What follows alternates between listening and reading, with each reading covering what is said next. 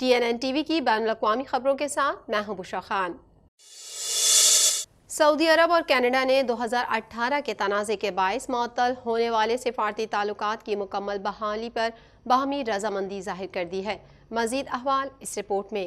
Canada اور سعودی عرب نے سفارتی تنازع کے 5 سال بعد تعلقات بحال کرنے پر اتفاق کیا ہے۔ سعودی عرب اور کینیڈا نے 2018 کے تنازع کے باعث معطل ہونے والے سفارتی تعلقات کی مکمل بحالی پر باہمی رضامندی ظاہر کر دی ہے۔ کینیڈین وزیر خارجہ کا کہنا تھا کہ بین الاقوامی معاملات اور مسائل کے حل کی تلاش کے لیے ہمیشہ ایک دوسرے سے سہمت ہونا ضروری نہیں ہے، ہمیں لوگوں سے بات چیت بڑھانے کی ضرورت ہے۔ کینیڈا اور سعودی عرب نے تقریباً 5 سال بعد نئے سفیروں کے نام پر اتفاق کیا ہے، جبکہ دونوں ممالک کے درمیان سفارتی تنازع تعلقات میں تعطل اور تجارت میں تناؤ پیدا ہوا ہے۔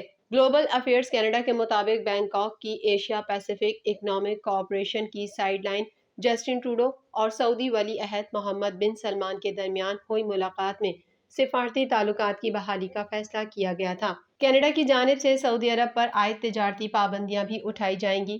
سعودی وزارت خارجہ کا کہنا ہے کہ سعودی ولی عہد شہزادے محمد بن سلمان اور کینیڈین وزیر اعظم جسٹن ٹروڈو کی ملاقات کے دوران ہونے والی بات چیت کے دوران دونوں رہنماؤں نے سفارتی تعلقات کی پرانی صورتحال میں بحال کرنے کا فیصلہ کیا ہے۔ کینیڈین حکام کا کہنا ہے کہ حالیہ برسوں میں سعودی عرب ایک اہم گلوبل پلیئر کے طور پر ابھر کر سامنے آیا ہے۔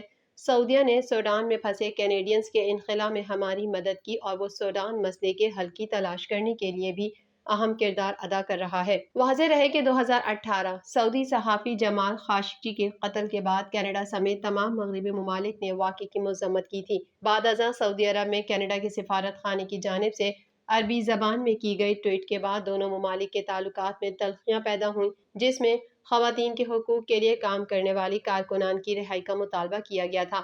سفارت خانے کی ٹویٹ کے بعد سعودی عرب نے کینیڈا سے اپنا سفیر واپس بلوا لیا تھا، جبکہ کینیڈین سفیر کو ملک چھوڑنے اور نئی تجارت پر پابندی عائد کر دی گئی تھی۔ تاہم اب دونوں ممالک نے واپس پرانی سطح سے تعلقات بحال کرنے کا فیصلہ کر لیا ہے۔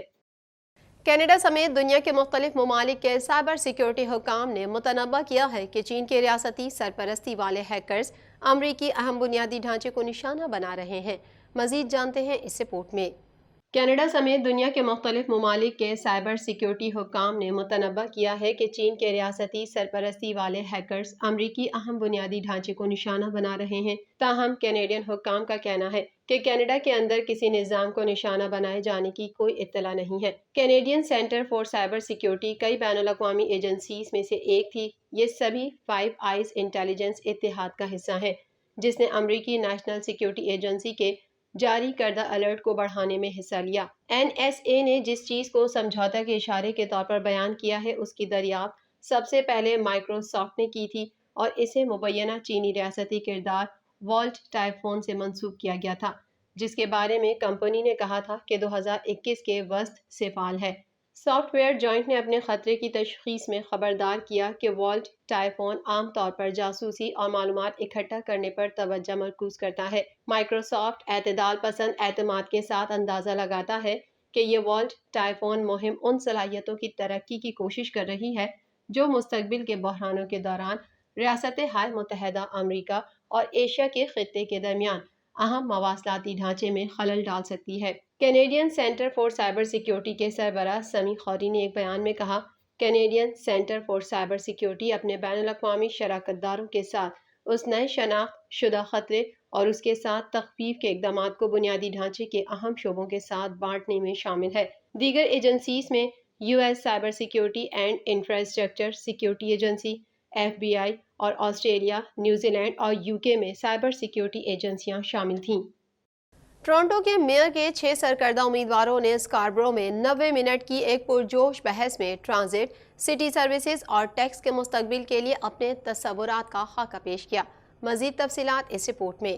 ٹورنٹو کے میئر کے 6 سرکردہ امیدواروں نے اسکاربرو میں 90 منٹ کی ایک پرجوش بحث میں ٹرانزٹ، سٹی سروسز اور ٹیکس کے مستقبل کے لیے اپنے تصورات کا خاکہ پیش کیا۔ شہر کے ایک ایسے علاقے میں جو آنے والے انتخابات میں ایک اہم میدان جنگ کی شکل اختیار کر رہا ہے، امیدواروں این ڈی پی کی سابق رکن پارلیمان اولیویا چو، سٹی کونسلر جوش میٹلو، سابق پولیس چیف مارک سانڈرز، سابق ڈپٹی میئر اینا باؤلا، کونسلر بریڈ فورڈ اور سابق لبرل MPP برائے اسکاربرو گلڈ ووڈ مٹسی ہنٹر نے کہا اگر منتخب ہوئے تو وہ اپنی توجہ متنوع آبادی والے علاقے میں ٹرانزٹ اور پڑوس کے مراکز جیسے شہرن کی گرتی ہوئی خدمات اور انفراسٹرکچر کو بحال کرنے جیسے معاملات پر مرکوز کریں گے۔ مباحثے کا اہتمام متعدد مقامی کمیونٹی گروپس نے کیا تھا اور اس کی میزبانی university of Toronto Scarborough campus میں کی گئی تھی۔ پراپرٹی ٹیکس میں اضافہ کون کرے گا اور کون نہیں کرے گا، اس کے ساتھ ساتھ اصل میں سستی رہائش کیسے بنائی جائے، پہلی بڑی بحث کا مرکز بنا، جس میں ٹورنٹو کے میئر کے لیے انتخاب میں سر فہرست 6 امیدوار شامل تھے، جس کا مقصد اولیویا چو پر کئی حملے تھے۔ طلباء کے سوالات کے ایک آخری حصے نے شہر کی مہنگائی اور نوجوانوں کی تشویش کو اجاگر کیا کہ آیا ان کا ٹورنٹو میں مستقبل ہے۔ اختتامی بیانات میں تمام امیدواروں نے کہا کہ زیادہ سستی رہائش کی ضرورت پر زور ہے، تاہم سانڈرز اور بریڈ فورڈ نے کہا کہ بیوروکریسی نے مزید مکانات کی تعمیر کو روک دیا ہے۔ ٹورنٹو برسوں سے رہائش کی استطاعت کے مسائل سے نبرد آزما ہے، چاہے وہ گھر خریدنے کا ہو یا کرائے پر لینا۔ سابق میئر جان ٹوری نے بھی بہت سے امیدواروں کی طرح اس صورتحال کو بحران قرار دیا۔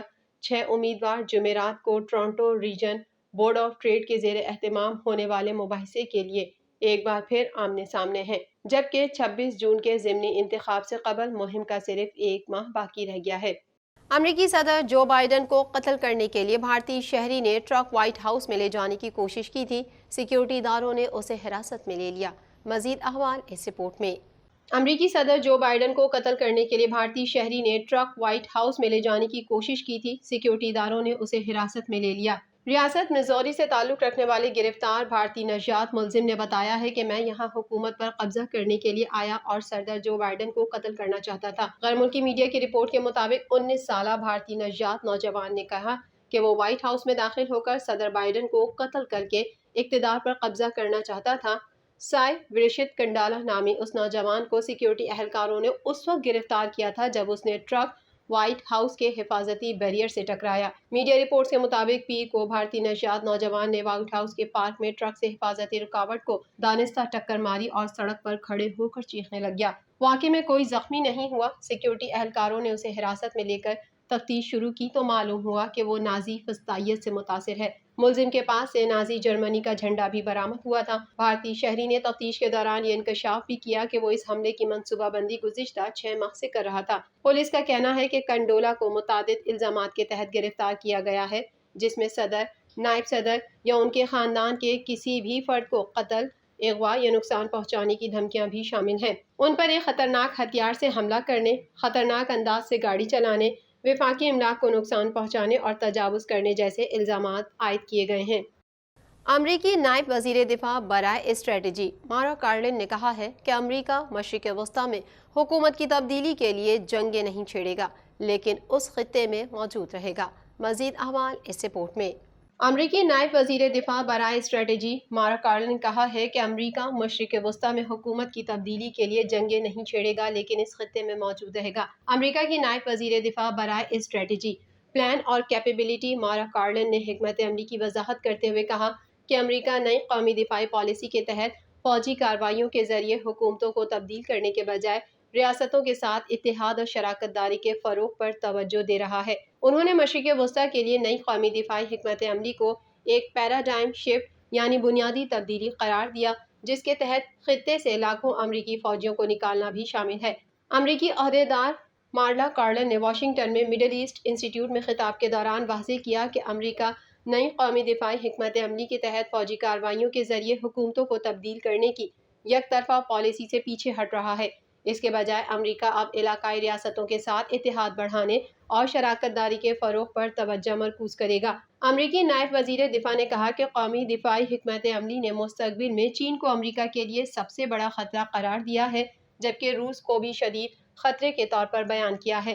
اس میں ایران، شمالی کوریا اور دہشت گرد تنظیموں سمیت دیگر خطرات کا بھی ذکر کیا گیا ہے۔ کارلن نے کہا کہ مشرق وسطی میں سیکیورٹی کے لیے امریکہ کا عزم مضبوط و یقینی ہے۔ خطے میں ایران کے لاپرواہ رویے سے فوجی انضمام کے کثیر الجہتی اپروچ اور افواج کے باہمی تعاون کے ذریعے نمٹا جائے گا۔ انہوں نے مزید دوسرے پہلو پر روشنی ڈالتے ہوئے کہا کہ مشرق وسطی کے لیے نئی قومی دفاعی حکمت عملی کے مقاصد میں ایک یہ بھی شامل ہے کہ اس خطے سے لاکھوں امریکی فوجیوں کو نکالنا ہے، اس لیے اس حکمت عملی کو پیراڈائم شفٹ یعنی بنیادی تبدیلی قرار دیا ہے۔ امریکی نائب وزیر دفاع نے واضح کرتے ہوئے کہا کہ اس کا مطلب یہ نہیں کہ مشرق وسطیٰ کے لیے امریکہ کے عزائم میں کوئی کمی آئی ہے۔ امریکہ اس خطے میں موجود رہے گا، یہ ہماری حکمت عملی کا ایک اہم حصہ ہے، یہاں سے ہمارے قومی سلامتی کے مفادات ایک دوسرے سے جڑے ہوئے ہیں۔ TNN TV کے نیوز بلیٹن میں فی الحال اتنا ہی۔ مزید خبروں اور اپڈیٹس کے لیے دیکھتے رہیے TNN TV۔